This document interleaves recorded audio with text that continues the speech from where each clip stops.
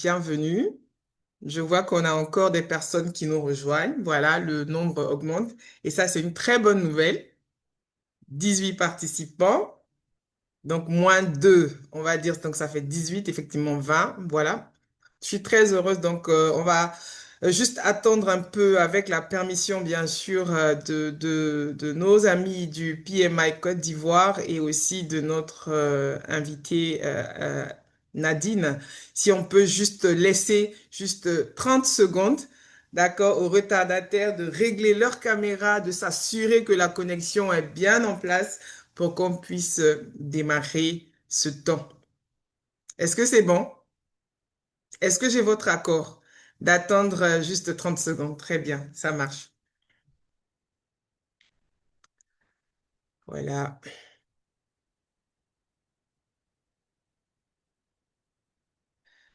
Voilà, donc bonsoir, bonsoir encore à tous. Alors, puisque les caméras ne sont pas activées, alors moi j'ai envie de savoir que je ne suis pas seule. Donc j'ai envie d'avoir des pouces, des cœurs, juste pour me dire que bah, vous êtes là et que voilà, tout se passe bien et qu'on peut débuter aisément notre session. Est-ce que je peux déjà compter sur vous? Est-ce que je peux avoir ces réactions-là? De votre part. Est-ce que tout le monde est présent? Bonsoir à vous. Est-ce que j'ai des participants? J'ai des femmes, j'ai des hommes qui sont là. On a besoin de savoir si vous êtes présents. Après, je ne sais pas si c'est moi qui ne vois pas les cœurs ou pas. Ou encore, voilà. Est-ce que je peux avoir des pouces pour dire qu'on est là? Voilà. Très bien.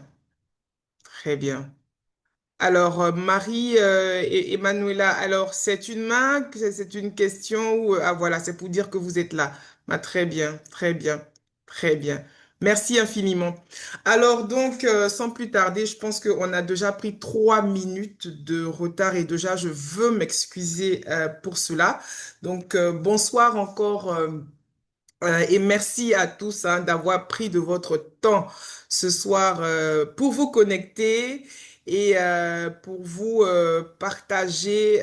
Merci, d'accord. Je reçois que les émoticônes ne sont pas actifs. Donc, je pense qu'on va demander aussi le support de la technique pour pouvoir nous aider sur ce coup-là. Merci beaucoup. Merci. Alors, donc, bonsoir encore à tous et bienvenue sur notre webinaire, notre échange, voilà, aujourd'hui. Mais permettez-moi, avant que je ne puisse me présenter, déjà de remercier chaleureusement hein, merci chaleureux au président et à toute son équipe du chapitre PMI Côte d'Ivoire. Donc, entendez par PMI, le Project Management Institute, donc le chapitre de Côte d'Ivoire, qui crée cet espace-là, qui nous rassemble aujourd'hui pour que nous puissions passer d'agréables moments ensemble. Et la bonne nouvelle, c'est que nous avons 1 heure et 30 minutes à passer ensemble. Donc, merci encore au président pour le choix de ce thème. C'est un thème qui ne tombe pas du ciel, il s'inscrit dans la vision stratégique du chapitre. Donc, c'est à féliciter, merci pour cela. Également, je voudrais dire merci aux équipes hein, qui ont travaillé en mode commando là, avec rigueur et précision, avec un sens du timing vraiment que même Microsoft Project va sûrement envier. Donc, merci à vous pour nous avoir aidés pour cela. Et surtout à vous, les participants. D'accord, d'avoir choisi d'être là parce que vous auriez pu avoir d'autres choses à faire, mais vous avez choisi d'être là. Et pour cela, je veux vraiment vous dire merci. Et bien entendu, c'est vrai que le thème nous parle de femmes, mais j'aimerais faire un coucou spécial hein, aux hommes qui sont connectés parce que oui, il y a des hommes parmi nous. C'est vrai que ce thème-là, il met les femmes à l'honneur, mais rassurez-vous, vous êtes exactement au bon endroit. Parce que ce soir, rassurez-vous et voyez-vous, les hommes ne seront pas des spectateurs, mais ce soir, ils seront des partenaires de ce leadership-là. Et bien sûr, ça sera plutôt des des acteurs stratégiques pour nous. Donc, merci aussi à vous pour votre présence. Et enfin, merci à notre intervenante Nadine qui a bien voulu, qui n'a vraiment ménagé aucun effort pour être là. Bonsoir Nadine, merci encore pour ta présence. Et également, nous attendons impatiemment aussi la deuxième intervenante, Anaïs, qui nous rejoindra sûrement, qui a dû s'excuser pour une urgence de dernière minute. Donc, merci à vous.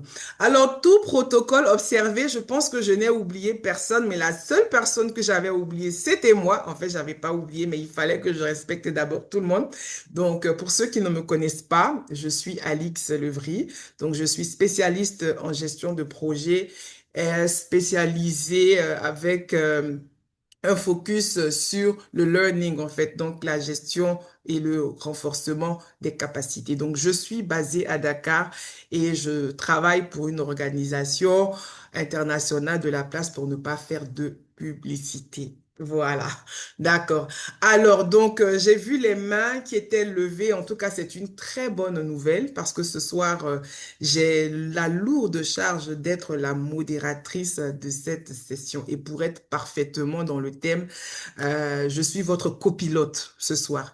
Et voilà le premier exercice que nous allons faire.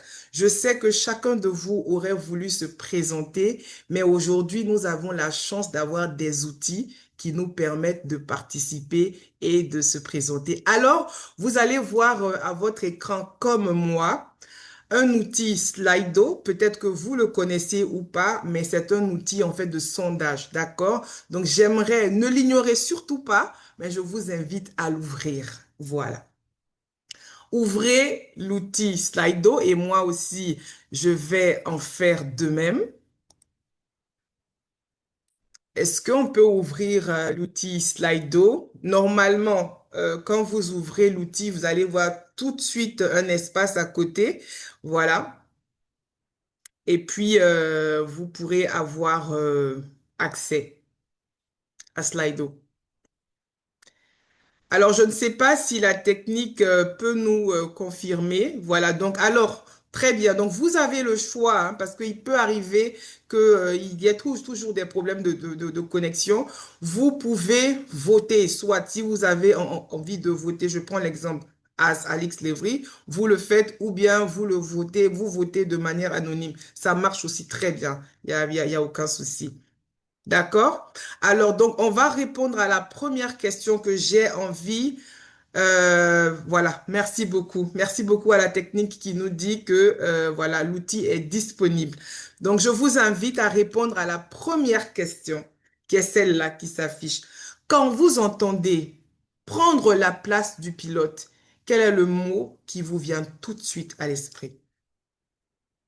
Je vais vous laisser quelques 30 secondes ou 45 secondes, le temps que j'ai envie d'avoir de la spontanéité, j'ai envie d'avoir du vous-même, j'ai envie d'avoir ce qui va vous refléter quand on parle de prendre la place du pilote.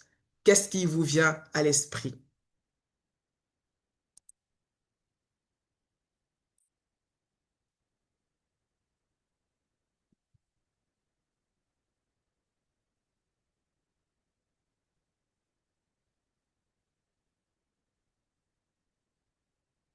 Coordonner. Peur, anxiété, piloter. Alors, alors moi, je vais attendre hein, vraiment. Pour le moment, là, on me dit qu'il y a seulement 3 personnes qui ont eu accès à cet outil. Alors, je pense que vous pouvez faire mieux que ça. Parce que l'idée ici, c'est vraiment de prendre la température. Déjà, je crois que nous sommes 34 participants ici. On devrait pouvoir avoir... Il apparaît où? Il apparaît sur le côté. Est-ce que déjà vous avez reçu le message? Est-ce que vous avez reçu le message de l'acceptation du Slido? Est-ce que vous l'avez reçu? Si vous l'avez reçu, vous ne l'ignorez pas. C'est pas un spam. C'est bien l'exercice, en fait. Est-ce que vous l'avez reçu? Il est à gauche. Merci beaucoup.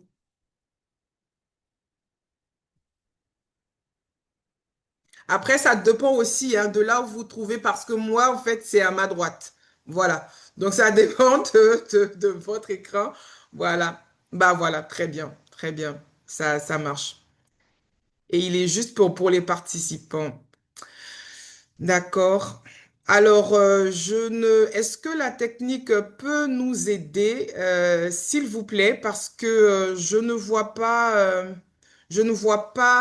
les participants remplir les questions. Ce serait dommage parce que l'exercice, en fait, c'était de comprendre en fait ce qui venait à l'esprit tout de suite. Donc, si vous pouvez nous aider à avoir accès, parce que déjà, comme ils peuvent pas parler. Donc, je ne sais pas vraiment s'ils ont accès à cela. Ce serait vraiment top si vous pouviez nous aider dans ce sens-là. Très bien, merci Ok. beaucoup. Donc, alors, Oui, Je voulais demander aux participants, est-ce qu'ils arrivent à voir la notification de Slido qui apparaît à leur droite ou si ils ne l'ont pas, qu'ils peuvent répondre dans le chat directement pour qu'on puisse prendre la main sur les actions pour les aider. très bien. Merci beaucoup. Merci beaucoup, cher Boris. Alors, les participants, bah, tous ceux qui sont là, voilà la consigne qui nous a été donnée. S'il vous plaît, j'aimerais qu'on se prête à ce jeu-là. Pourquoi est-ce que je n'ai pas voulu que ça se passe dans le chat?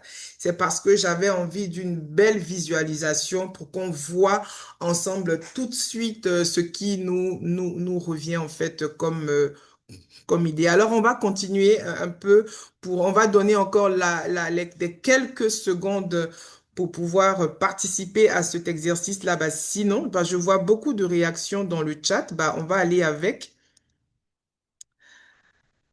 Voilà. On va,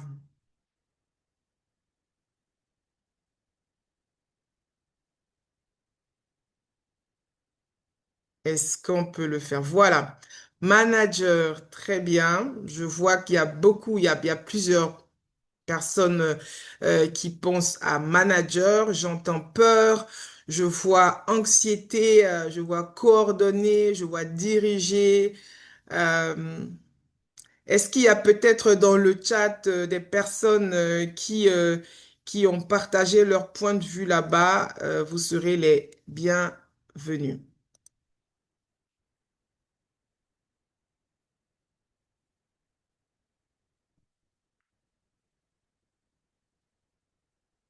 OK. D'accord, d'accord. Mais bon, je pense qu'on va continuer hein, parce que voilà, pour pouvoir respecter le temps qui nous a été imparti. D'accord. Merci beaucoup hein, à ceux qui ont participé. Déjà, alors, on voit hein, clairement que tout de suite, quand on nous parle de oser prendre la place, on voit immédiatement des réactions et j'ai vu là tout de suite là en grand coordonné, manager. J'espère que j'ai les bons mots. Laissez-moi encore revoir les résultats. Alors, est-ce que la technique peut nous aider avec les résultats à afficher en grand? Alors, ce qu'on peut faire, ils peuvent Oui, répondre dans le chat et leurs réponses seront rajoutées au fur et à mesure dans le Slido pour très créer le bien, message prévu. Donc, je très vous bien, invite très tous bien, à répondre dans le chat à la question et on prendra vos réponses. très bien, très bien.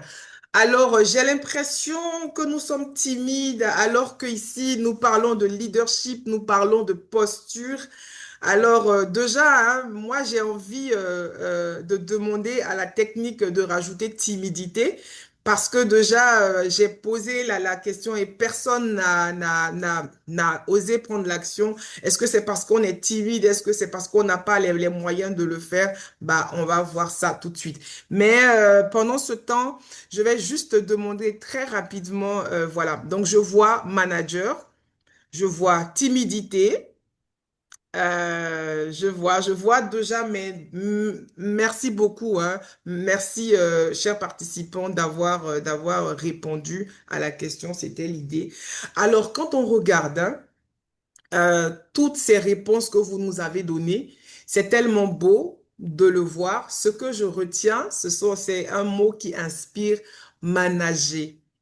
manager ou gérer et tout ça. Donc ça nous inspire. Je veux comprendre aussi par là, je vois diriger, je vois piloter. D'accord. Mais également, nous avons des mots qui piquent un peu, hein. Je vois, je sais pas si vous êtes d'accord avec moi. Je vois peur, je vois anxiété, je vois timidité.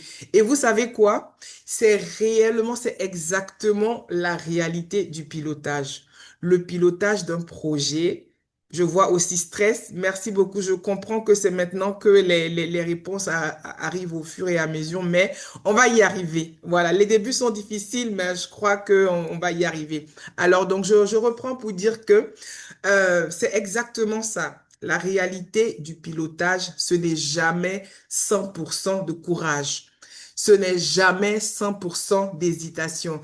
C'est toujours un cocktail humain. Donc, c'est vraiment toujours quelque chose qui est un peu, un peu d'hésitation, un peu de technicité. C'est cela qui caractérise vraiment cette émotion-là, d'accord? Cette idée-là, quand on parle de piloter un projet, c'est tout de suite ce qu'on voit. Et ce nuage que vous voyez maintenant à l'écran, c'est vraiment cette photo émotionnelle que je voulais qu'on regarde du désir de piloter. En tout cas, merci beaucoup. Merci. Je ne sais pas, hein, je vois des mains levées. Je ne sais pas si ce sont des participants qui ont des soucis. Est-ce que la technique peut nous aider avec les mains qui sont levées? Merci infiniment. Voilà. Alors maintenant que nous avons compris un peu, nous avons pris la température de nos participants. Et là, j'ai l'agréable surprise, j'ai envie de dire, de voir notre deuxième intervenante, Anaïs, qui vient d'arriver. Et c'est une bonne chose. Pourquoi? Parce que justement, je voulais me tourner vers nos intervenantes. Alors, je vais commencer par toi, ma chère Nadine. Alors, puisque là, on parle de déclic, d'accord? Tout à l'heure, tu as vu cette belle photo émotionnelle-là. Quand on a posé la question à nos participants, qu'est-ce qu'ils entendaient par piloter un projet? Quel était le mot? On a vu manager, on a vu stress, on a vu vraiment cette belle photo-là qui est apparue.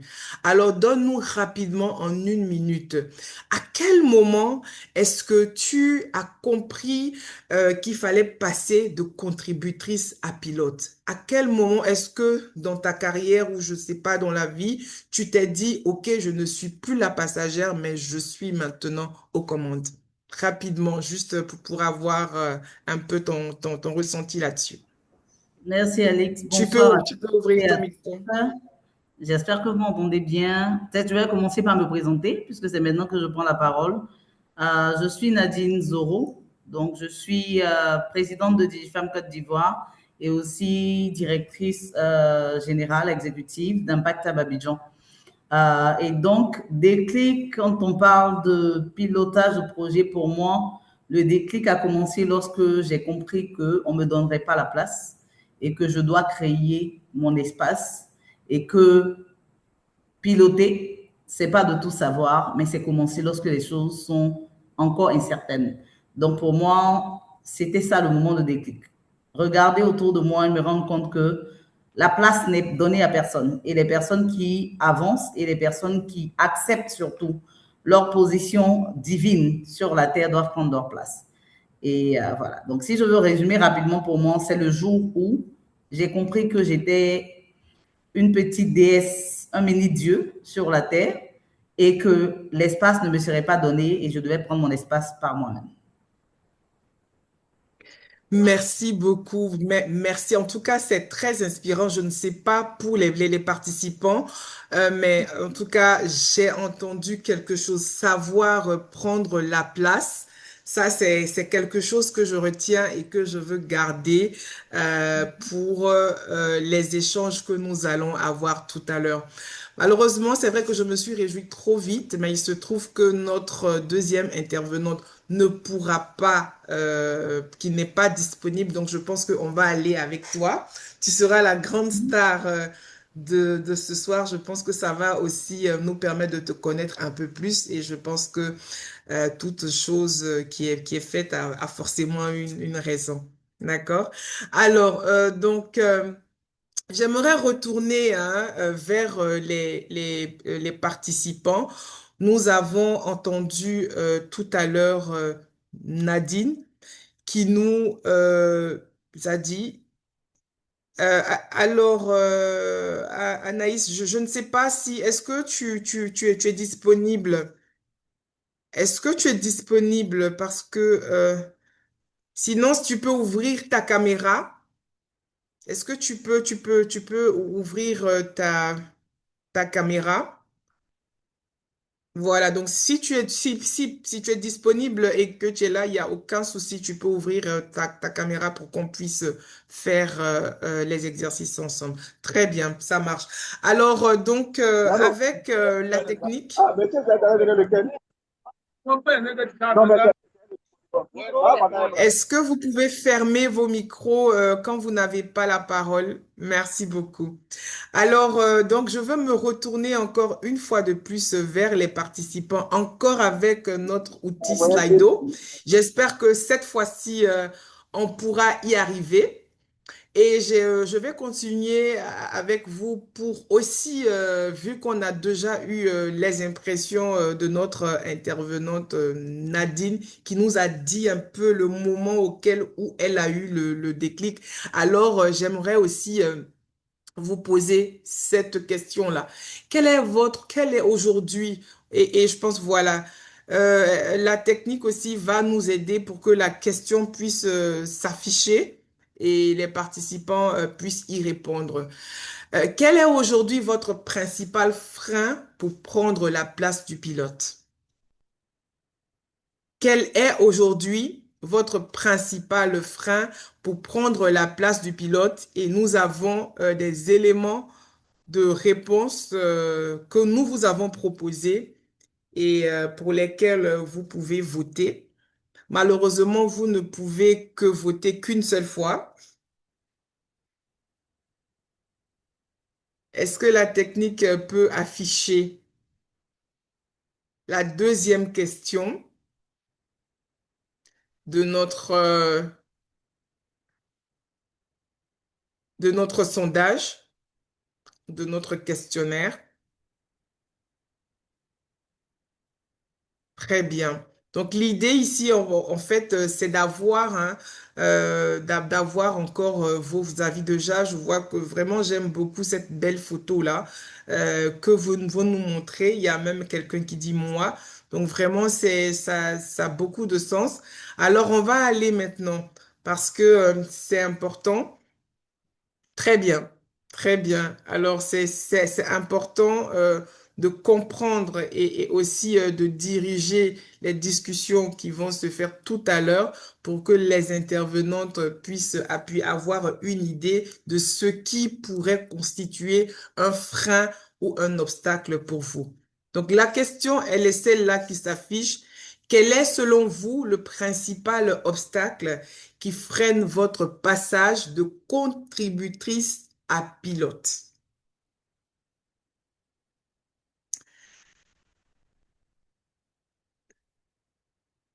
Est-ce le manque de confiance en soi? Vous pouvez juste cliquer là-dessus. Est-ce le sentiment de ne pas être légitime? Est-ce que pour vous, c'est un manque de visibilité stratégique? Je pense que notre intervenante l'a dit, il n'y a pas de place toute faite. C'est une position qu'il faut avoir. Il faut avoir le courage de prendre la place. Est-ce que c'est parce que vous pensez que tout doit être en place, un environnement un peu plus inclusif où on vient vous imposer, vous en tant que femme, vous en tant qu'homme, pour dire, ben, venez chercher votre place? Ou bien c'est cette peur de l'échec ou encore ce manque d'opportunités concrètes?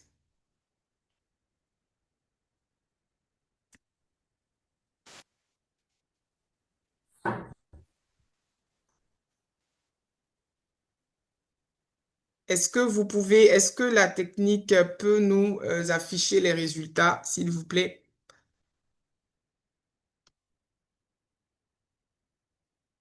Je ne vois pas encore de réponse, mais il faut qu'on puisse avancer.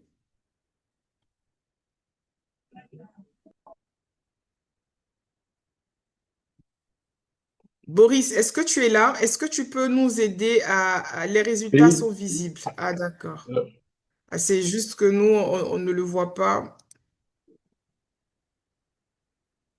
On ne les le résultats voit pas. sont 33% pour le manque de confiance en soi, 33% pour le Est-ce manque que de tu peux défi. l'afficher? Parce que moi, je ne le vois pas. Malheureusement, je ne vois pas les résultats.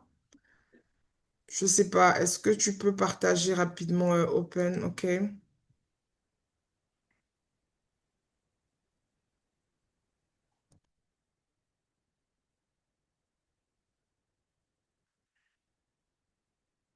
Il n'y a pas il y a vraiment pas de problème. Est-ce que tu peux juste marquer dans le chat, s'il te plaît, les résultats? C'est dommage qu'on ne puisse pas avoir les résultats. Je sais pas trop pourquoi, mais il faut, euh, il faut quand même qu'on puisse avancer. Voilà, très bien. Alors, je vois 40% de peur de l'échec, 20% de manque de confiance en soi. 20% qui pensent que c'est un souci de manque de visibilité. Et on a encore 20% qui pensent à un environnement peu inclusif. Voilà. Donc, mes chères Nadine et Anaïs, voilà les résultats que je vous présente. C'est très important. J'ai tenu à faire cet exercice-là parce que c'est important quand même de prendre la température et de voir, puisque nos participants n'ont pas vraiment la possibilité d'ouvrir leur micro et de s'exprimer. Donc déjà, hein, vous pouvez voir que nous avons des participants qui ont des problèmes, qui font face à des obstacles, en fait, qui font qu'elles n'arrivent pas à prendre la place de pilote. Et elles sont toujours, ou ils sont toujours des contributeurs. Merci beaucoup, hein, chers participants, voilà, pour vos réponses. Je pense que c'est bien noté et cela, bah, ça va nous permettre de continuer nos échanges. Alors, donc, Nadine, je me tourne vers toi. D'accord, je pense que c'est le moment pour toi de te présenter en 2 minutes ou en 3 minutes parce que là, on a un peu plus de temps. C'est le moment. Ah, très bien. Donc, les participants maintenant peuvent ouvrir leur micro. C'est très bien. Alors, donc, je me tourne vers toi parce que ce soir, nous avons la chance, chers participants, d'avoir 2 femmes. Pour le moment, il y a une femme qui est avec nous, 2 leaders, 2 pilotes et 2 voix qui portent. Et vous allez comprendre très vite pourquoi. Donc, chère Nadine, je vais commencer par toi. Pour toutes ceux et celles qui ne te connaissent pas, qu'est-ce que tu peux nous dire sur toi en 3 minutes? D'accord. Bonsoir encore, bonsoir. Donc, comme je disais, je suis Nadine Zoro. Je suis présidente de DigiFemme Côte d'Ivoire, qui est une association qui travaille à l'autonomisation des femmes et des jeunes en parlant de tout ce qui tourne autour du digital et de la compréhension des données et de l'utilisation de ces différents outils pour pouvoir s'autonomiser, mais aussi augmenter ses chances d'employabilité. En termes de moi et de ma carrière, je débute ma carrière, principalement mes études dans le secteur du business. Donc, j'ai étudié business, gestion des organisations et du changement des sociétés de manière générale. Donc, beaucoup de passion pour tout ce qui est changement, pour tout ce qui est amélioration des choses. Et dans ce processus, après ce parcours-là qui a été fait à l'extérieur du pays, je me pose la question principalement lorsque je rentre en Côte d'Ivoire, qu'est-ce que je fais pour apporter quelque chose à mon environnement? J'avais déjà débuté à créer des projets un peu plus jeunes, des projets de leadership, dont le projet ivoirien de leadership que j'ai débuté depuis 2010 pour accompagner d'autres adolescents, d'autres jeunes comme moi à comprendre l'importance du leadership et de l'entrepreneuriat. Donc, je formais déjà. À cette époque, j'étais aussi un peu en début d'adolescence, vers la fin de l'adolescence, donc toujours adolescente. Mais j'avais compris en tout cas l'importance de l'entrepreneuriat et du leadership depuis cette époque-là dans le développement du caractère d'une personne et dans sa contribution même pour le développement de son environnement et son autonomisation. Et donc pour moi, c'était de trouver une carrière qui me permettait de pouvoir exploiter ces différents outils-là comme outils de changement autour de moi, mais aussi me créer une carrière autour de cela. Donc ensuite, la première carrière que j'ai embrassée après cette initiative personnelle sociale, c'était de travailler justement pour Stanford Seed pour accompagner les entrepreneurs. Donc, en tant que associate, c'était le rôle que j'avais et on était placé dans des entreprises qui avaient des projets spécifiques pour booster l'implémentation de ces projets-là. Donc, je commence junior dans cet environnement-là de gestion de projet, dans le développement d'une application, une solution de mobile money pour le monde rural. Donc, travailler sur cette solution avant de rejoindre ensuite le cabinet Microsafe Consulting pour l'équipe francophone, la première équipe d'Afrique francophone, sur le projet Institut Elix, qui devait former les entreprises, les institutions financières à l'utilisation de la finance digitale. Là, on parle du début de la finance digitale avant que les banques et tout le monde s'y lance vraiment, mais autour de 2017-2016, où on travaillait vraiment à développer des solutions de mobile money, de l'agency banking et toutes ces solutions pour les institutions financières. Donc, 2-3 ans à faire du consulting pour moi qui était naturellement un pas très important puisque j'avais en moi cette passion d'apporter du changement et d'accompagner avec le peu de compréhension et de connaissances que j'avais, mais avec aussi le niveau de passion que je sais donner dans mon implémentation des activités. Donc, ce qui va me permettre de pouvoir ensuite avoir une opportunité avec la Société financière internationale du groupe de la Banque mondiale en tant que operations analyst. Donc, faire de la gestion de projet, être vraiment dans le bac pour suivre les projets qui étaient implémentés et travailler avec les institutions financières, s'assurer qu'on suit les livrables et tout ce qui est gestion de budget, voilà, tout le blabla, gestion de projet vraiment, mais vraiment très rigide avec des logiciels très stricts qui devaient être suivis donc pendant 4 ans. Et pendant que je faisais ça, je me suis dit, j'ai besoin de beaucoup plus de passion.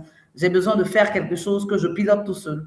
J'ai besoin de pouvoir créer des process. Et pour moi, ce passage était un passage de structuration, de compréhension de ma force et de mon agency en tant que personne. Et la prochaine étape devait être que je participe à la création de valeur par moi-même. Et donc, je rejoins une équipe de 4 personnes pour créer et fonder en 2019 Impact Abidjan, qui est un incubateur que je gérais au même moment avec mon rôle d'analyse des opérations. Il faut savoir aussi que je suis une personne hyper active mentalement. Donc, à me voir physiquement, j'ai l'air très calme et très posée, mais dans la tête qui court de partout. Et donc, hyper active mentalement, ce qui faisait que j'avais besoin d'activités un peu moins structurées, des activités créatives, mais qui me permettaient, parce que je suis un peu double face, si on peut le dire comme ça, je suis très structurée, mais je suis aussi très créative. Donc, j'ai besoin d'une activité qui me permet de créer quelque chose, mais aussi qui va créer un système autour. Et donc, c'est comme ça que je travaille sur Impactable pendant un bon moment.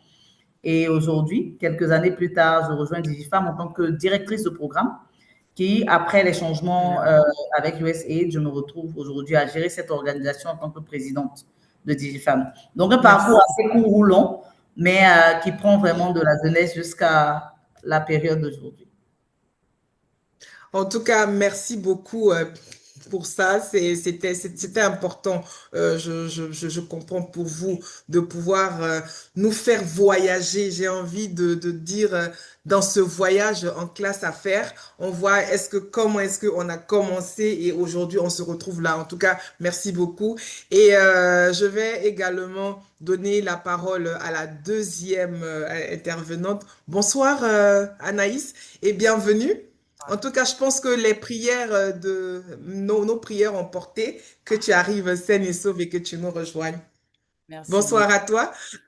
Oui, alors donc Nadine s'est présentée aux participants. Donc rapidement, elle nous a donné un peu son parcours.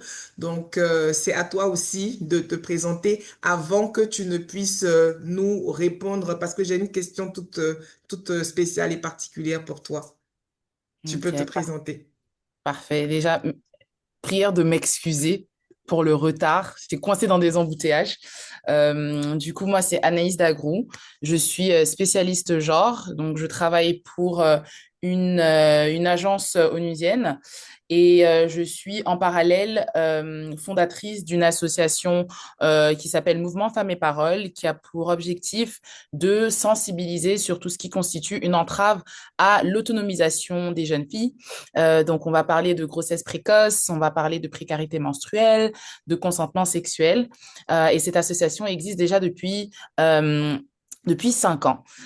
Et de mon expérience depuis déjà dans le milieu associatif depuis plus de 7 ans, je dirais, c'était un moment de, comme on va parler de projet, de confiance en soi et de tous ces axes, je pense que tous ces éléments sont très importants dans le milieu associatif, tout aussi important dans le milieu professionnel, bien évidemment. Et j'ai eu l'opportunité justement de contribuer à différents types de projets associatifs, institutionnels également. Donc voilà en quelques mots. Merci infiniment. Alors, chers participants, moi, ce soir, je ne sais pas pour vous, mais ce soir, je sens que nous n'allons pas du tout nous ennuyer avec ces deux profils. Et comme je vous l'avais dit, ce soir, nous recevons avec nous Anaïs et Nadine, deux femmes leaders qui vont nous transporter dans leur parcours inspirant. Alors, je me tourne vers toi, Anaïs, pour te poser cette question-là. D'accord? Alors, l'idée, en fait, ici, c'est que tu ne puisses pas nous ramener vraiment, que tu puisses nous partager un moment clé. D'accord? Un frein et une leçon stratégique. De quoi nous permettre de nous reconnaître et de nous inspirer. Alors, est-ce que tu peux nous partager cela aujourd'hui en 5 minutes, s'il te plaît? Oui, alors un frein général que j'ai, si je comprends bien la question, hein, j'essaie Oui. donc une difficulté que j'ai rencontrée peut-être dans mon parcours, c'est ça?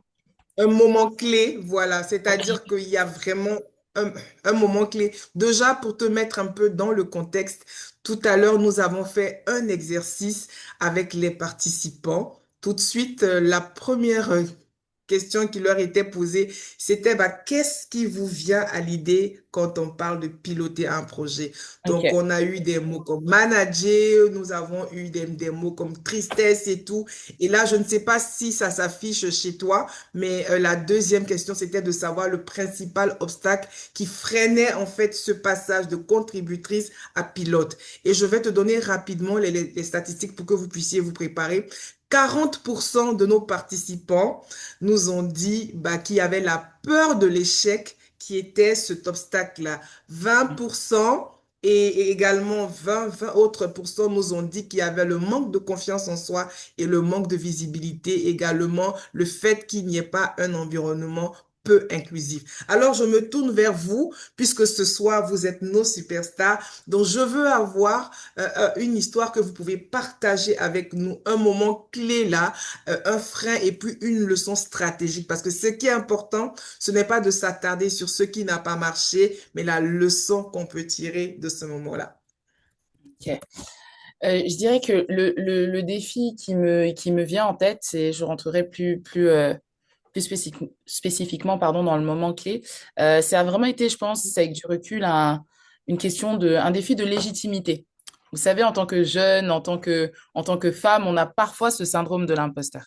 Et je dirais qu'un moment clé dans mon parcours, ça a été lorsque j'ai commencé à travailler sur des initiatives liées aux questions de genre et des droits des femmes, euh, plus spécifiquement dans des espaces où les décisions étaient déjà très structurées et parfois dominées par des acteurs qui sont des hommes et plus expérimentés dans certains cas. Donc vraiment, le défi pour moi a été de trouver ma place. Donc, de pouvoir apporter des idées, proposer des approches différentes, innovantes, tout en naviguant dans un environnement où il fallait progressivement gagner la confiance des autres acteurs. Je dirais que la leçon stratégique que j'ai tirée de cette situation, c'est que pour moi, le leadership ne consiste pas seulement à avoir de bonnes idées, mais c'est surtout à savoir comment les introduire, comment créer des alliances et comment embarquer les autres dans une vision commune. Et je pense que c'est souvent cette capacité à construire des ponts entre les personnes et les perspectives qui permet réellement de faire avancer les projets. Et même si parfois on se sent illégitime et où on a le syndrome de l'imposteur, c'est important justement de pouvoir sortir de sa zone de confort et se mettre de l'avant. Donc ça a vraiment été pour moi un moment clé et je pense que ça a vraiment ça a été un moment de transition dans ma carrière professionnelle, mais également associative. Mais en tout cas, merci beaucoup. Moi, je retiens stratégie, je retiens transition. C'est vraiment tout sur ce que vous avez mis en place. C'est vraiment toute une stratégie pour pouvoir affirmer que bien la place, vous avez tout aussi votre place là où vous voudriez être. En tout cas, Je vais me tourner aussi vers Nadine pour aussi avoir ce screenshot-là de ce moment-là où on a douté, peut-être pas, mais quel est le frein qu'on a expérimenté? Parce que rappelez-vous, on a des participants qui ont exprimé en fait certains freins. Donc, je suis sûre que à vous aussi, c'est arrivé. Donc, mais surtout, quelle a été la leçon que vous avez tirée, sinon la stratégie pour que aujourd'hui vous soyez à cette place? Merci beaucoup. Je dirais, bon, je ne vais pas forcément répéter les mêmes points qu'Anaïs par rapport aux différents défis, mais je pense que pour moi, un défi clé, c'était de rentrer dans certains projets. Et pour ce projet spécifiquement DigiFemme, lorsque je rentrais, un projet qui est déjà designé. Donc, généralement, lorsque c'est ton initiative à toi et que tu es celle qui porte le projet, on te suit. C'est vrai qu'avec ton leadership et tout, les autres vont pouvoir suivre, mais lorsque le programme ou ce que vous devez gérer n'est pas forcément à ton initiative et qu'on te donne une partie du leadership, ça veut dire qu'il y a d'autres personnes à qui tu dois faire du reporting en haut. Je pense que ça change un peu la dynamique. Et pour une personne comme moi qui avait justement voulu être sur des initiatives que je pilotais et surtout avec un sens très poussé de l'impact et du fait que ce qu'on fait ait vraiment du sens pour les bénéficiaires, pour moi, la difficulté, c'était déjà de pouvoir convaincre. Et ce que j'ai appris de cette première partie en termes de leadership, c'est que en tant que femme, on a tendance à nous traiter d'émotionnels. Okay? Tu es trop émotionnel, tu parles sans. Et ce que j'ai appris qui m'a permis de m'imposer réellement dans ce secteur, que ce soit en finance digitale ou même dans la gestion de projet, c'est de faire la plupart de mes approches en termes d'évidence. Être une personne qui avance de façon avec des données vraiment indiscutables. Parce que lorsque vous faites des affirmations, vous donnez quelque chose sur la base de ce que vous pensez, ce que vous comprenez, c'est très difficile de pouvoir vous imposer parce qu'après, ça devient vraiment un jeu d'émotion. Et donc, je suis vraiment partie sur une démarche qui est de créer de l'évidence, d'avoir des données pour pouvoir appuyer mes décisions et surtout de m'appuyer sur un esprit de ownership. Ça veut dire que je prends la position, je me dis, quelle que soit la décision qui sera prise, je vais porter les responsabilités et je prends sur moi de dire ce projet va réussir et ça sera à mon initiative. Donc, je ne me mets pas en arrière-plan ou à aucun moment, même s'il y a d'autres personnes au-dessus, même s'il y a d'autres personnes avant, je prends entièrement le ownership du succès ou de l'échec de ce que je porte et j'avance avec des évidences. Et pour moi, ça a fait une très grande différence dans la gestion de projet parce que voilà, ça permettait vraiment, je dirais, de débattre ou d'échanger d'égal à égal. Parce qu'il ne va plus saisir de dire je suis jeune que toi ou je suis expérimenté. Il s'agit de dire quelle est l'évidence sur laquelle tu te bases pour te dire que cette démarche va marcher ou pas. Donc, étant jeune, étant femme, étant africaine, parce que je travaille beaucoup avec des personnes qui ne sont pas aussi africaines, donc mettre les meilleures chances de mon côté était de me baser sur des chiffres et des données qui me permettaient de légitimiser ma position sans devoir trop m'expliquer. Voilà. Donc, pour moi, c'est des En tout leçons cas, importantes. merci beaucoup, hein. Merci infiniment. Ben, chers participants, je pense que le go est déjà donné parce que nos intervenantes déjà m'ont emboîté le pas pour toucher déjà les axes stratégiques que nous avions proposés et qui étaient à l'ordre du jour. Donc, nous allons tout de suite entamer notre panel, d'accord? Donc, je vais aux participants. Donc, l'exercice ici, en fait, c'est d'explorer ces trois grands axes. Nous avons trois axes autour desquels nous allons discuter, échanger avec nos intervenantes, d'accord? Parce que bah, le rôle hein, d'exécutant au rôle de pilote, c'est une question de posture avant d'être une question de genre. Et ça, c'est très important. Et ça aussi, c'est pour que nos hommes qui sont avec nous restent jusqu'à la fin. Voilà, c'est vrai qu'elles ont mentionné des freins qui étaient liés en fait du fait qu'elles étaient des femmes, mais on voit en fait de la stratégie qu'il y a eu, on voit de la responsabilité, on voit vraiment des astuces qui ont été mises en avant pour qu'aujourd'hui Nadine et Anaïs occupent ces responsabilités. Alors nous allons tout de suite aborder notre première question et j'ai envie de me tourner vers Anaïs, d'accord? Donc nous avons 15 minutes pour passer toutes ces questions. On va essayer d'être straightforward, on va essayer vraiment d'aller tout droit, mais de ressortir vraiment des points importants. Et mon premier axe, c'est deux contributrices à pilote. Je pense qu'on a déjà, on en a déjà parlé, mais c'est important que je ressorte au moins une à deux questions avant qu'on ne puisse entamer le deuxième axe. Et je me tourne vers toi, Anaïs. Alors, selon toi, ma chère Anaïs, quelle est la vraie différence entre exécuter un projet et le piloter? Qu'est-ce qui change vraiment dans la posture? On a parlé de posture. Qu'est-ce qui change en une minute? Je sais que tu en as largement parlé, mais on a encore envie de t'entendre. D'accord, parfait. Alors, je dirais que pour moi, exécuter un projet, c'est réaliser des tâches définies pour atteindre un objectif spécifique. En parallèle, piloter un projet, c'est vraiment définir la direction, c'est pouvoir anticiper les obstacles et surtout créer les conditions pour que toute l'équipe puisse réussir. Donc, si je devrais résumer, je dirais que l'exécution se concentre sur le comment, alors que le pilotage, lui, se concentre sur le pourquoi et le où on va, en quelques mots. Est-ce que ça a été assez direct? Mais je pense que en tout cas pour moi ça va. Mais comme on n'est pas là pour moi, que nous sommes là pour les participants, alors je profite. Hein, si vous avez des questions, si vous avez besoin d'éclaircissements, n'hésitez pas à poster vos questions, à commenter. Et je crois qu'on aura une session dédiée spécialement pour que vous puissiez adresser directement les questions à nos intervenantes qui sont ici. Merci beaucoup. Moi, je pense que c'est clair, hein, le message entre exécuter et le rôle du pilote, qui est celui-là qui donne la direction. Je pense que Nadine aussi l'avait mentionné. Donc, moi, j'ai envie, hein, de me tourner vers elle et puis lui dire, puisque vous êtes habitué des rôles de pilote, pouvez-vous décrire, et là, je me tourne vers Nadine. Alors, peux-tu me décrire une décision difficile que tu as eu à prendre dans tes débuts et qu'est-ce qu'elle t'a appris? Je dirais, donc, c'est dans le cadre peut-être du programme de l'organisation en cours, mais lorsque le programme avait été fait, le programme avait été designé quasiment entièrement. Donc, le programme est écrit, on me Oui. recrute pour exécuter les tâches du programme.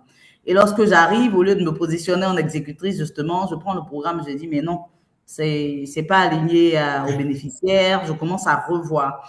Et pour quelqu'un qui rejoint une équipe au début, ça peut être une posture un peu délicate parce qu'on suppose que tu Mhm. retrouves des patrons, tu retrouves une équipe et c'est toi qui trouves que tout ce qui a été fait depuis des mois avant ton départ, en fait, sur la base même sur laquelle tu as été recruté, n'a pas été fait forcément selon ce qui donnerait le plus d'impact. Donc, pour moi, ça a été très difficile de pouvoir me positionner pour les bénéficiaires. Parce que je rentre dans un programme et je me dis, en tant que bénéficiaire, je ne voudrais telle partie, j'aimerais tant. Voici les difficultés que je vois du côté des bénéficiaires, que je me positionne en avocate des bénéficiaires au lieu de l'équipe exécutrice qui se dit il faut qu'on exécute ce projet avec le moins de ressources possible et avec le plus de résultats qui se rapprochent de ce qu'on a écrit. Donc, je décide de changer non seulement une partie du design du projet, mais d'augmenter même le niveau d'impact, ce qui ne met pas forcément tout le monde à l'aise avec ces changements-là. Donc, pour moi, ça a été un défi, gérer les relations, gérer même cette conversation-là et gérer surtout ma personne dans ce processus. Parce que on ne le dit pas assez, gérer les projets, c'est aussi se mettre dans un exercice de transformation individuelle. C'est accepter que le projet aussi sur lequel tu te mets, surtout lorsqu'il s'agit de bénéficiaires qui comptent sur toi pour changer leur vie personnelle. Parce qu'il ne s'agit pas de construire seulement un poteau ou quelque chose de très lointain, mais il s'agit de la vie de personnes. Et le design du projet va impacter sur la vie de ces personnes-là. Ça agit aussi sur toi en tant que gestionnaire de projet et sur ta personne et la façon dont ta personne se construit. Bien sûr. Donc, pour moi, c'était ça le défi, en fait. Comment protéger ma personne dans ce processus de m'assurer que le projet avait le plus grand impact et garder mon esprit sain et ma tête posée pendant ce processus. Et voilà, Alors, en tout cas, je pense, merci hein, pour cette expérience-là. Et je comprends que avec cette détermination-là, le projet a été bien changé, c'est-à-dire vraiment tout le périmètre, ça a été changé juste pour continuer. Et les décisions, je veux dire, est-ce que toi, en tant que le capitaine, tu as su mener le projet à bon port? Juste pour que bien sûr, les participants connaissent l'histoire. D'accord. on a dépassé en fait les objectifs. Je pense que j'ai même Les ajouté des objectifs. nouveaux objectifs au projet, puisqu'il y avait le projet avait 4 composantes. Quand je l'ai pris, D'accord. aujourd'hui, le projet a eu jusqu'à 6 composantes, puisque j'en ai ajouté d'autres que je pensais pouvaient être exécutées sans forcément avoir d'autres. Pour moi, le rôle de pilote dans un projet, c'est pas forcément de protéger le plan initial. Mon rôle de pilote dans un projet, c'est de pouvoir protéger l'impact et de m'assurer qu'à la fin, l'impact est ressenti réellement dans la vie des bénéficiaires finaux, mais aussi que les parties prenantes se retrouvent entièrement dans ce projet-là. Et je pense que c'est ce qui a été fait et pouvoir faire passer ce projet-là en termes de durabilité en une organisation locale gérée par l'équipe d'implémentation du projet qui prend le ownership même sur le projet. Pour moi, c'est l'un des plus grands succès en termes de projet de développement. En tout cas, félicitations. Ce soir, on se régale entre avoir la posture de celui-là qui conduit, je me dis, OK, je n'exécute pas.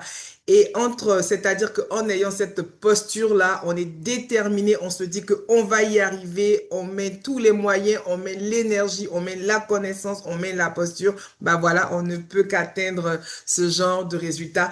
Alors, ma chère Anaïs, il y a beaucoup d'hommes et de femmes ici, donc dans nos participants, qui cherchent à gagner en visibilité stratégique.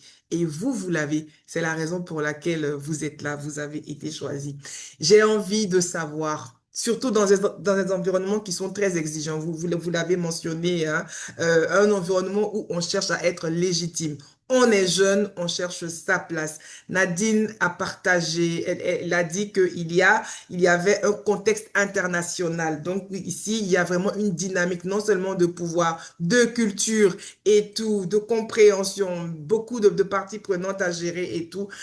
À quel moment, selon vous, comment on fait pour se rendre visible sans s'imposer et sans forcer, pour ne pas qu'on ait l'impression que voilà, on sort de nulle part et tout. À quel moment, selon vous, on peut se rendre visible sans s'imposer? Ouais. Euh, alors, ce que je dis souvent, c'est que pour moi, la visibilité stratégique plus spécifiquement, ne vient pas Mm. seulement du travail que l'on produit. Donc, vous avez beaucoup de personnes, et je suis sûre que l'on a tous une personne comme ça dans le milieu dans lequel nous travaillons, qui fait un excellent travail, mais qui reste invisible parce que cette personne est uniquement dans l'exécution. Euh, pour gagner en visibilité stratégique, je pense qu'il y a 3 éléments qu'il faudrait prendre en compte. Le premier élément, c'est vraiment la capacité à relier son travail à une vision plus large. Je m'explique. Euh, pour moi, ce n'est pas seulement dire ce que l'on fait, c'est aussi expliquer en quoi cela contribue à une priorité stratégique, à un impact ou à une transformation. Donc, ce n'est pas juste dire, par exemple, je suis, je sais pas, je donne dans mon cas, je suis spécialiste genre. C'est vraiment expliquer en quoi ça contribue à une priorité nationale peut-être, en quoi ça contribue à une priorité internationale et comment justement ce que je fais a un impact ou une transformation. Euh, Oui. Deuxième élément important pour gagner en visibilité stratégique, je dirais que c'est de vraiment oser prendre la parole dans les moments clés. Et ça, je sais que nous, en tant que francophones, quand on prend la parole, on parle beaucoup et parfois c'est trop long. Et c'est beaucoup d'informations que l'on partage. Mais ce n'est pas nécessairement pour parler beaucoup quand on prend la parole. C'est vraiment pour poser les bonnes questions. C'est proposer une perspective dans certaines circonstances. C'est vraiment voir dans quelle mesure on peut apporter un éclairage différent quand on prend la parole. Et ce sont très souvent, par expérience, ces moments-là qui permettent aux autres de vous identifier comme quelqu'un qui réfléchit au niveau stratégique et non pas quelqu'un seulement qui prend la parole parce que cette personne a envie qu'on entende sa belle voix.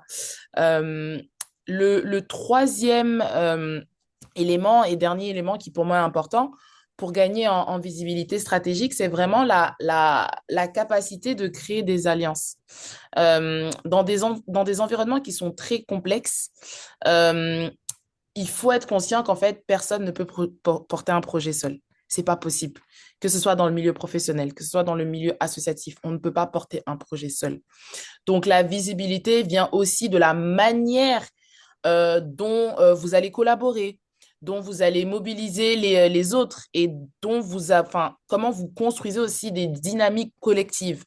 Euh, donc, ces éléments, cette capacité justement à créer des alliances va vous permettre d'avoir une meilleure visibilité stratégique. Donc, en long et large, pour moi, vraiment, la visibilité stratégique, ce n'est pas juste une question de compétences techniques. C'est vraiment cette capacité à connecter les idées, les personnes et surtout la vision que l'on a. Oui. En tout cas, merci beaucoup, hein. Vous avez parlé de beaucoup de choses et moi, j'ai envie de retenir les alliances stratégiques. Et parlons d'alliances stratégiques, moi, j'ai deux alliés là aujourd'hui avec moi et je suis sûre qu'on va profiter vraiment de votre expérience. Et on va aller tout de suite, hein, sur notre deuxième axe qui parle de légitimité et de confiance. D'accord? Et Nadine, je me tourne vers toi. Alors, le fameux syndrome, je crois que tu l'as dit, il y a Anaïs qui l'a mentionné, le fameux syndrome de l'imposteur. Ce colocataire-là qui vient, qui squatte chez nous sans vraiment payer de loyer et tout. Alors, comment as-tu vraiment appris à le gérer ou au moins à le faire taire un peu? Je pense que c'est dans la même logique. Sinon, quel a été votre chemin face à ce syndrome-là de l'imposteur? D'accord. Je pense que moi, je viens d'une posture qui peut-être qui m'a permis d'avoir, j'ai eu le syndrome d'imposteur à un moment, mais j'ai eu une croissance depuis l'enfance qui est un peu différente, puisque Ok. depuis très petite, j'ai toujours été sous les projecteurs pour l'excellence que j'ai démontrée depuis l'école primaire. Donc, l'excellence, être en avant, être mise en avant, je me suis jamais dit que j'avais pas ma place.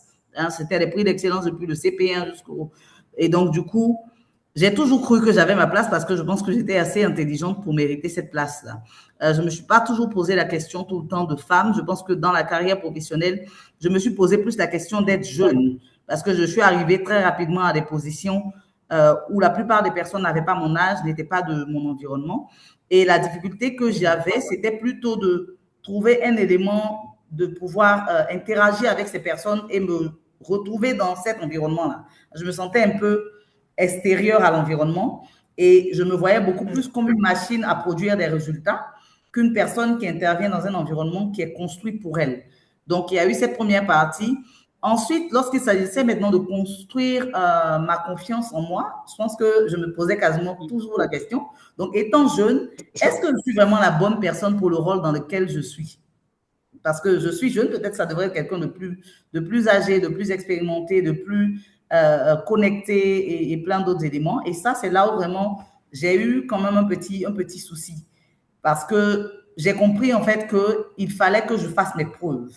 Et c'est avec ces preuves-là que j'allais pouvoir me construire cette confiance en soi, parce que la confiance en soi ne vient pas forcément de quelque chose de théorique, quelque chose de virtuel, de très lointain.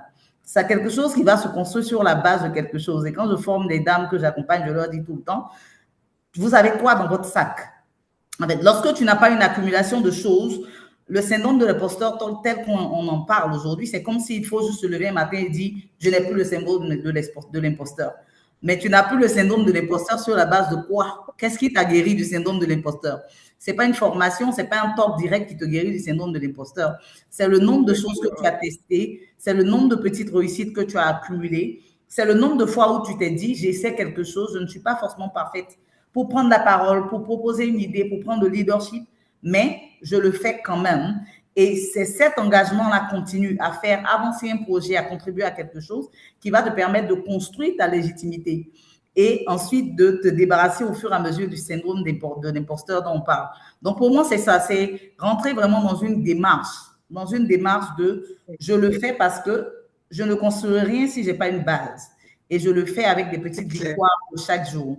C'est la prise de parole à une conférence. C'est dans une réunion, proposer quelque chose d'intéressant qui peut aider à faire avancer le projet et voir que cette idée a été implémentée, le projet entend avancer beaucoup plus vite. C'est débloquer un petit problème de qui que ce soit. Certaines fois, c'est des très petits problèmes, mais être force de proposition et une personne qui solutionne pour les autres.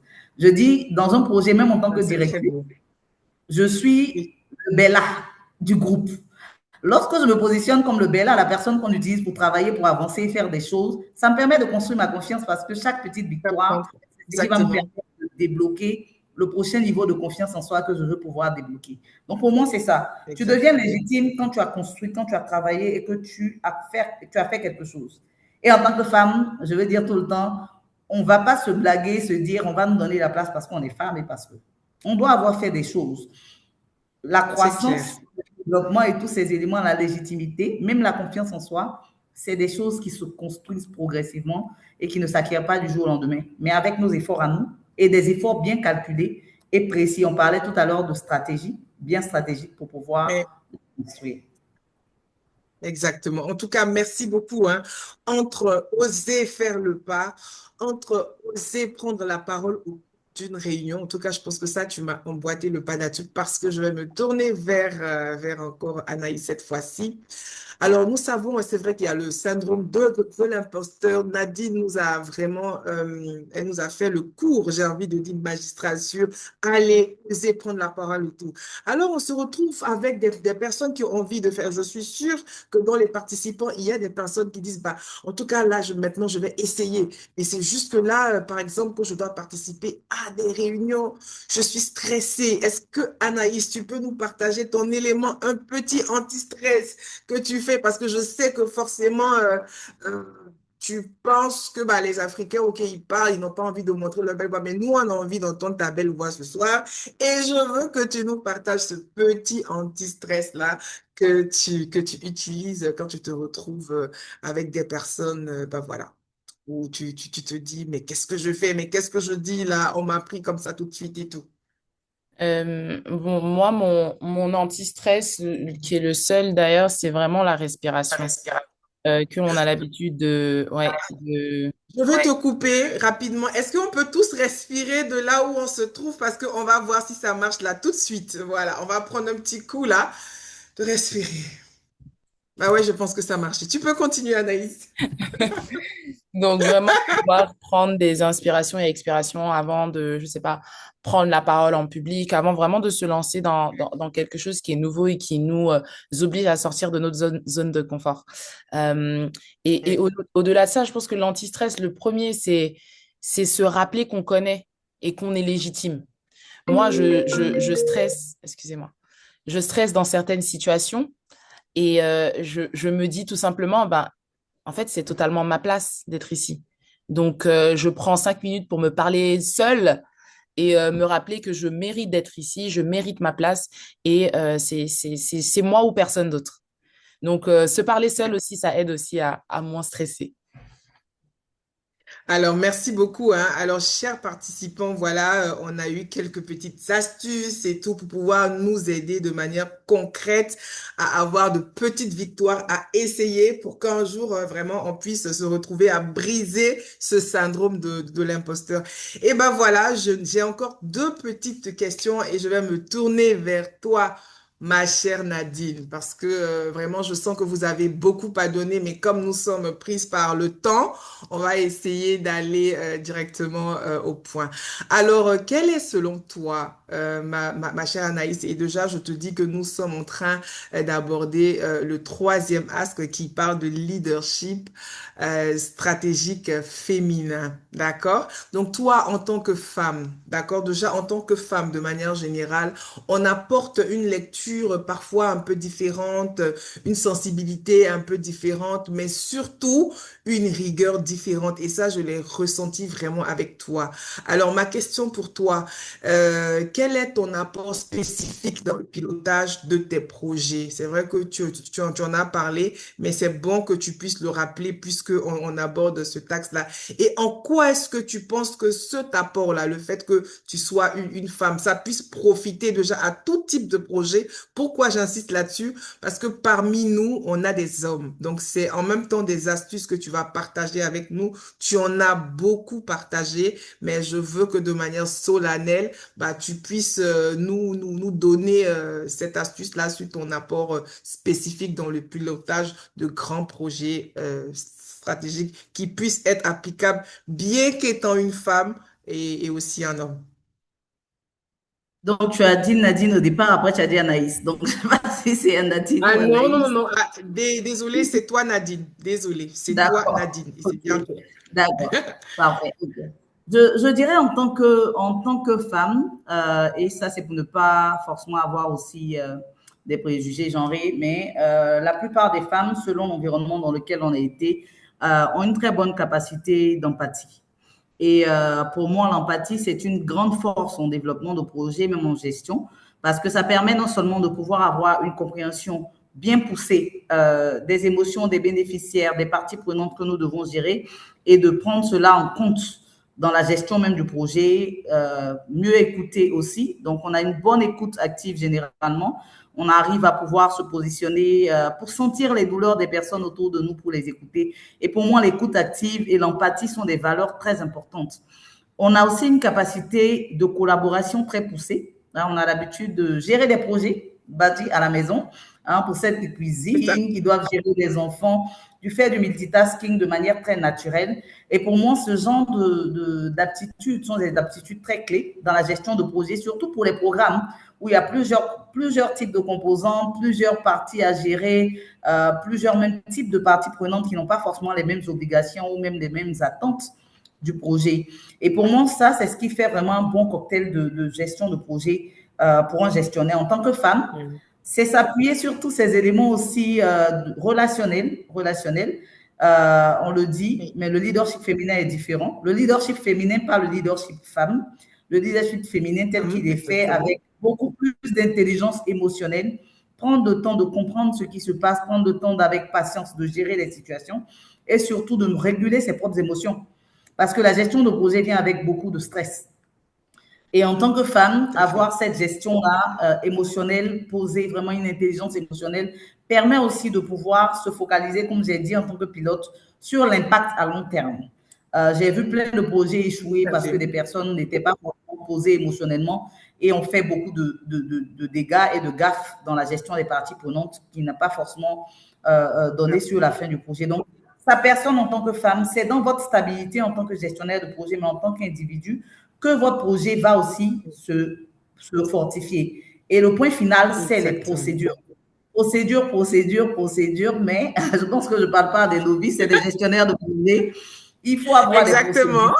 Des Tout à fait. procédures. Tout à J'aime fait. pas dans un environnement forcément sans règles où tout le monde intervient n'importe comment.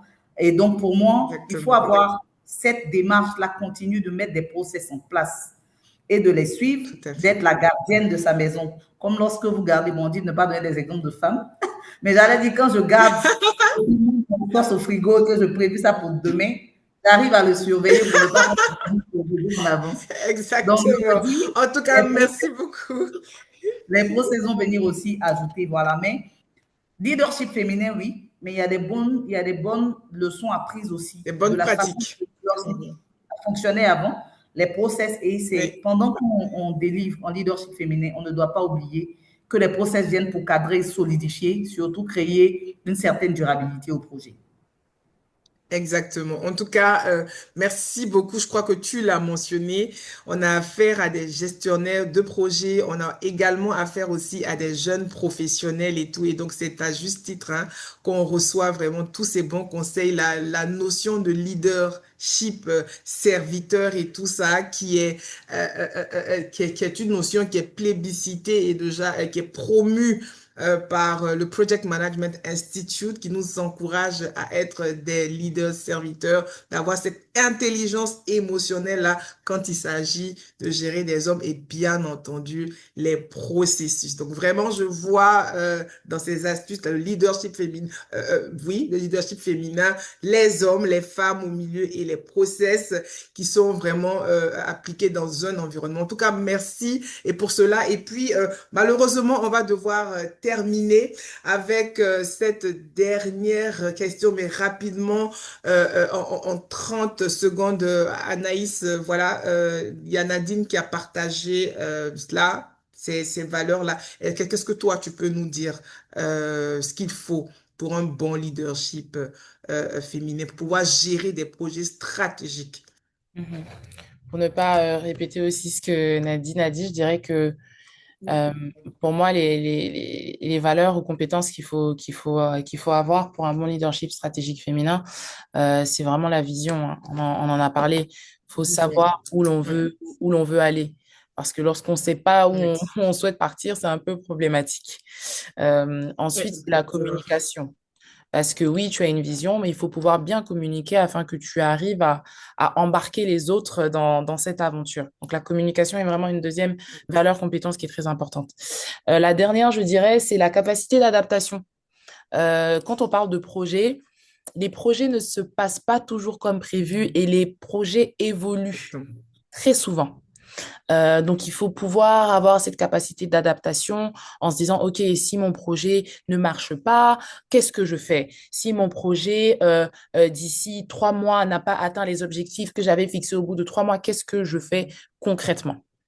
Donc, c'est ces questions-là qu'il faut se poser, Oui. mais c'est vraiment des valeurs et compétences qui sont très importantes.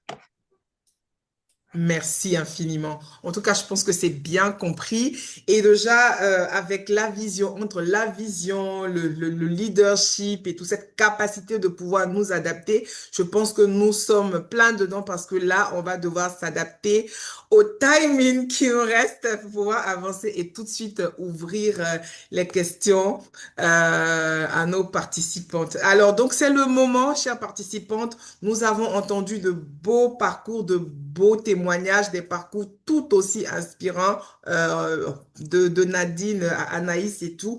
Alors, la parole est à qui veut la prendre. Alors, je vais voir si déjà on a des questions dans le chat. Voilà, pour que bah, je puisse voir, parce que là, je ne sais pas comment ça se passe, mais je n'ai pas la possibilité de voir les messages du chat. Je ne sais pas si c'est des dispositions de Zoom, mais j'arrive pas à voir tous les participants. Voilà. Alors, donc, je vais demander à la technique de nous aider avec les questions qui sont posées. Et ensuite, Nadine et Anaïs, voilà, auront le plaisir de répondre, d'éclaircir toute zone d'ombre. Je ne sais pas pourquoi, je ne sais pas pour vous, mais je n'arrive pas à voir les questions qui sont posées Il y a une dans le question chat. de Q&A. Donc, dans les questions et Oui, réponses, il y a une seule question, je pense. Pouvez-vous définir, s'il vous voilà, plaît, voilà. le Pouvez, secteur? Voilà, le syndrome de l'imposteur. Mais vas-y, à toi, soit Anaïs. Bon, Nadine, je pense que comme tu l'as lu, je t'envoie la question. C'est quoi le syndrome de l'imposteur? Tu nous as donné les astuces, mais Mhm. comment vaincre cela? Mais on n'a pas eu la définition. C'est quoi le syndrome de l'imposteur? De façon très simple, c'est cette façon de se sentir pas légitime, pas à sa place, donc des doutes. C'est pour une personne qui se dit je ne suis pas la bonne personne. C'est se sentir comme si, comme ça se dit imposteur, c'est comme si je me retrouve quelque Ouais. part alors que je ne mérite pas d'être là. Et je pense que je ne mérite pas d'être là, je crois que je ne mérite pas d'être là.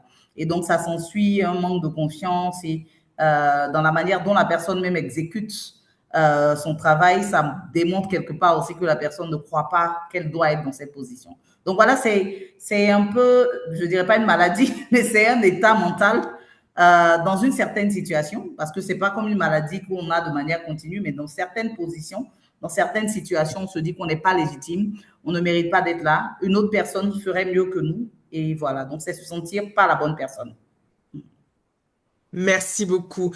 Alors, Myriam, je pense que voilà, les explications ont été données et à partir d'aujourd'hui, je pense que plus personne hein, ne doit penser qu'il n'est pas à sa place. La place, le restaurant, il est ouvert pour tout le monde et tout le monde, avec toutes ces astuces que nous avons reçues aujourd'hui, je pense que on peut essayer de sortir ces idées-là de la tête que bah, je ne suis pas légitime ou bien je suis une femme, je suis trop jeune et tout. Nous avons toutes les ressources pour pouvoir nous prendre notre place, la place qui nous revient dans la gestion de projet. Et alors, j'ai une autre question. C'est quoi une alliance stratégique? Et je vais me tourner vers Anaïs parce qu'elle en a parlé et je pense que c'est pour cela qu'ils ont posé la question.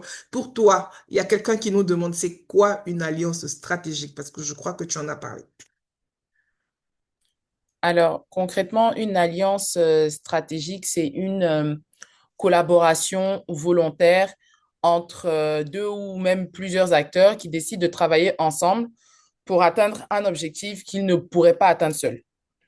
Donc, dans un environnement professionnel, par exemple, qui est exigeant, ça signifie s'aligner avec les bonnes personnes au bon moment et surtout autour d'un objectif commun. Dans un projet, par exemple, une alliance stratégique peut être une alliance entre deux départements, entre une institution et une ONG, entre plusieurs experts, par exemple, qui portent la même cause. Dans mon domaine, par exemple, sur les questions de genre, si je travaille sur un projet de prévention des violences basées sur le genre, l'alliance stratégique que je peux créer, c'est par exemple entre le ministère de tutelle, les organisations communautaires, les leaders religieux et les structures de santé. Est-ce que ça fait un peu mieux du sens? Oui, je pense que oui. Bon, on n'a pas eu de réaction, mais je pense que la réponse, elle est suffisamment claire. On va prendre, merci hein, pour vos réponses. Déjà, je pense que si jamais il y a d'autres questions, il y a besoin de clarification, je vous ferai signe. Alors là, on a une question de Marie-Emmanuela Nguessan qui nous dit, la confiance en soi chez les femmes est-elle un facteur individuel ou social dans notre contexte africain principalement? Et là, je tourne la question, j'envoie la question à Nadine. La confiance en soi chez les femmes est-elle un facteur individuel ou social dans notre contexte africain? Je pense que là, tu as parlé du fait que la femme soit multitask déjà Oui. de manière naturelle. Est-ce que tu peux nous aider à mieux comprendre? Je dirais que la confiance en soi, bon, si je comprends bien la question, parce que je pense que, voilà, mais c'est beaucoup plus par Oui, rapport à comment elle se développe, elle se oui. développe, ou alors est-ce qu'elle dépend. Donc, deux choses différentes. Il y a la manière dont on la construit et il y a ce qui peut la maintenir ou la détruire à un certain moment. Donc, ça dépend de facteurs internes. Donc, c'est d'abord intrinsèque et après, c'est aussi externe. Hein. Il y a plusieurs éléments qui affectent la confiance en soi. C'est les compétences que vous avez, ce que vous pensez que vous possédez, votre vision même de la vie, votre éducation et tous ces éléments-là de manière externe. En interne, il y a aussi votre foi, vos valeurs personnelles qui vont travailler aussi à construire votre confiance en soi. Parce que si vous avez des valeurs qui ne sont pas alignées avec les valeurs sociales de votre environnement, vous vous mettez c'est des clashs. Et tous les clashs, tous les conflits vont venir soit bousiller votre confiance en soi. Selon le type de personnalité que vous avez, vous pouvez monter plus ou descendre. Donc, la personnalité aussi va agir sur le niveau de confiance en soi. Et c'est aussi social parce que les parents, donc, la manière dont on a grandi, le cercle social, le cercle de famille, c'est le premier endroit où la confiance en soi se construit. Si vos parents n'ont pas travaillé à construire votre confiance en soi et tout, et voilà, après il y a l'école, après il y a le travail. Pour nous les femmes, le mariage, hein, le mariage est un élément très, très, très important qui agit sur la confiance en soi. L'éducation, le niveau d'éducation et ce qu'on pense pouvoir offrir. Parce que ce que c'est un peu de manière très simple comme deux personnes. Et j'aime prendre cette analogie, elle est très simple.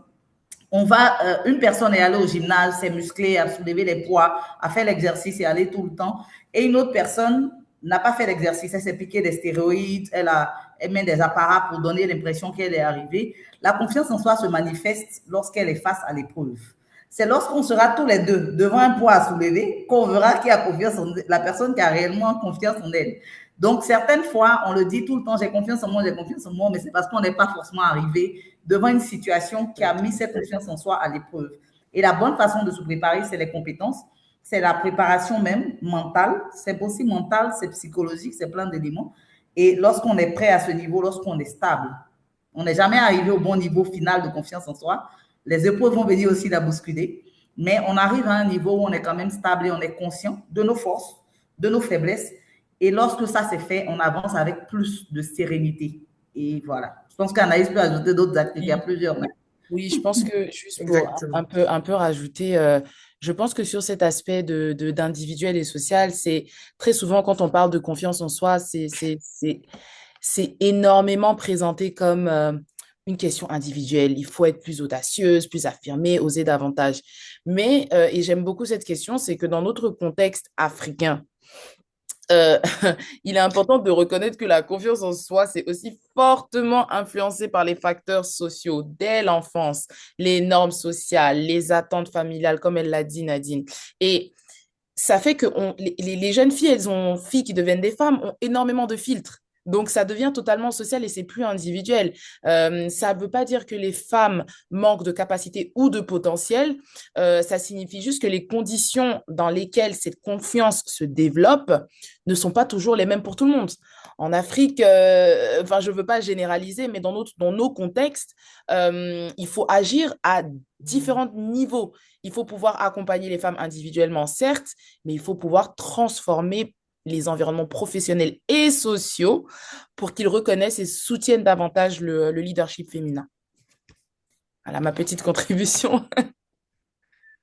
En tout cas, c'est très bien dit avec des termes très clairs, cette confiance en soi là. C'est vrai que nous sommes des individus, mais on se construit sur la base vraiment de ce qu'on a reçu.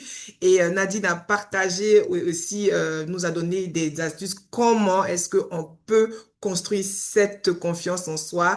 Anaïs aussi nous a donné qu'il faut la consolider. Donc, en tout cas, vraiment, je pense que on est servi ce soir. La question, j'espère que Marie Emanuela est bien satisfaite de la réponse qui a été donnée. Alors, nous avançons résolument vers la fin de notre talk show, de notre webinaire, de notre rencontre, de notre discussion. Ça dépend. Voilà, voilà. Donc, elle a confirmé merci pour les réponses. Voilà, donc alors il y a une question ici, comment faire? Et je pense que ça va être la dernière ou peut-être l'avant-dernière, le temps voilà, de pouvoir respecter le timing qui nous est donné. La question, elle est celle-là. Comment faire face aux critiques non constructives? Est-ce que là, ça vient briser notre confiance en soi quand on sait que, bah voilà, on dit quelque chose et quelqu'un dit quelque chose d'autre qui n'est pas vrai? Alors, comment est-ce qu'on réagit? Je pense que Nadine a parlé de ça quand elle parlait de quand la confiance en soi est mise à l'épreuve. Et je pense que ça, c'est une belle question qui rentre dans ce contexte-là. Comment on fait? Comment on réagit? Nadine. Je reprends. Je peux? OK. Moi, déjà, Oui, vas-y. je crois pas trop à la critique non constructive. Je pense que toute information est importante. Toute information, même lorsqu'elle n'est pas constructive. Euh, Lorsque vous donnez de l'espace à une personne de s'exprimer, la personne a le droit d'exprimer ce qu'elle veut. Donc, pour moi, lorsque je reçois une critique non constructive, la première des choses, déjà, c'est de me dire, j'ai donné un espace qui ne méritait pas d'être donné, déjà. Donc, c'est à moi de savoir pour la suite comment est-ce que je cadre le type d'espace que je donne aux personnes pour intervenir. Ensuite, lorsqu'une critique n'est pas constructive pour moi, je me dis, c'est rester concentré sur l'objectif. Donc, je vais toujours revenir sur la raison de ce pourquoi on est là. Je vais rappeler. Donc, je vais dire, j'ai bien noté ton point. Et voilà. Pour rappel, donc, le fait de rappeler l'objectif de la rencontre peut permettre à la personne de se rendre compte qu'on n'est pas en train d'avancer vers ce qu'on essaie de faire et donc de comprendre que je n'ai pas forcément besoin de répondre à cette question. Aussi, une critique non constructive n'est pas toujours une attaque. Et lorsque vous vous positionnez, euh, moi personnellement, je me dis, la personne n'essaie pas de m'attaquer. Okay? La personne ne sait juste pas, c'est quelqu'un qui ne comprend pas, qui ne. Voilà. Donc, je n'intériorise pas, si c'est au travail en tout cas, tant que ce n'est pas à la maison, que ce n'est pas dans un système individuel, je n'intériorise pas la critique, je me dis que c'est par rapport à l'idée que j'ai présentée. Soit elle n'est pas bien présentée, soit elle n'est pas bien structurée, soit elle n'est pas simple, et donc la personne n'arrive pas à comprendre. Donc la première des choses, c'est de ne pas intérioriser. C'est d'écouter pour comprendre et se mettre à la position de l'autre. Je dis peut-être que. Et d'assumer que l'autre se positionne et l'autre commence dans une position de manque de compréhension ou d'ignorance. Donc quelqu'un ne comprend pas quelque chose que la personne est ignorante, on lui explique. On ne se fâche pas, on ne prend pas voilà. Donc, ça dépend vraiment de votre attitude. Et c'est là où je parle de l'intelligence émotionnelle. Toute critique, ça va venir, les feedbacks vont venir, certains constructifs, certains non constructifs, certains même agressifs. Ça dépend de votre intelligence émotionnelle et de la gestion. Et certains même vont toucher à votre personne. Mais c'est très important de tout le temps, dans la gestion de projet surtout, et là je reviens au thème principal, revenir à l'idée principale de la raison de la conversation et s'assurer que la personne comprenne que ce qui est présenté ne rentre pas forcément dans l'idée. Voilà. Donc, moi, c'est. En tout cas, merci beaucoup. Merci beaucoup pour ces éléments de réponse. C'est vrai que j'aurais aimé demander quelques minutes supplémentaires, mais il se trouve qu'on doit mettre fin à cela. Donc, merci encore, chers participants, pour toutes ces questions-là. Alors, c'est le moment de conclure nos échanges, mais avant, s'il vous plaît, permettez-moi hein, qu'on puisse retenir ces trois. Ça ne veut pas dire qu'il n'y a pas eu d'autres idées à retenir, mais c'est important que vous repartiez avec ce petit cadeau-là. Si je pouvais le faire physiquement, je l'aurais fait. Mais là, je vous donne ce cadeau virtuel-là, d'accord? Il faut savoir qu'une des choses, la compétence est nécessaire, mais n'est pas toujours suffisante. D'accord? On peut être compétent, mais il faut chercher à avoir, c'est pas toujours technique, mais le passage, en fait, de l'exécution au pilotage demande autre chose. Ça demande une posture. Ça demande vraiment cette prise en charge, là, du courage décisionnel.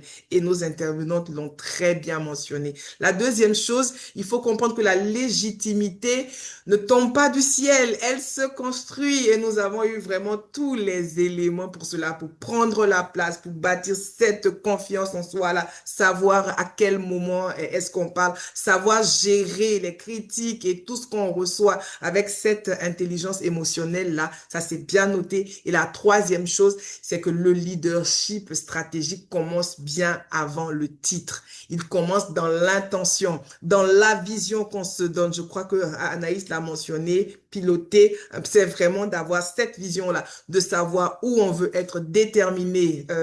Nadine s'en est étalée en long et en large. En tout cas, repartez, ça c'est mon cadeau pour vous, chers participants, repartez avec ces trois idées-là, tout en vous rappelant de toute autre information qui ont été dites. Je pense que le PMI va nous faire l'honneur d'enregistrer et de repartager cela. Donc, merci au chapitre Côte d'Ivoire pour son engagement envers le leadership inclusif et stratégique parce qu'aujourd'hui, il y a eu des hommes et des femmes. Donc ça, c'était bien.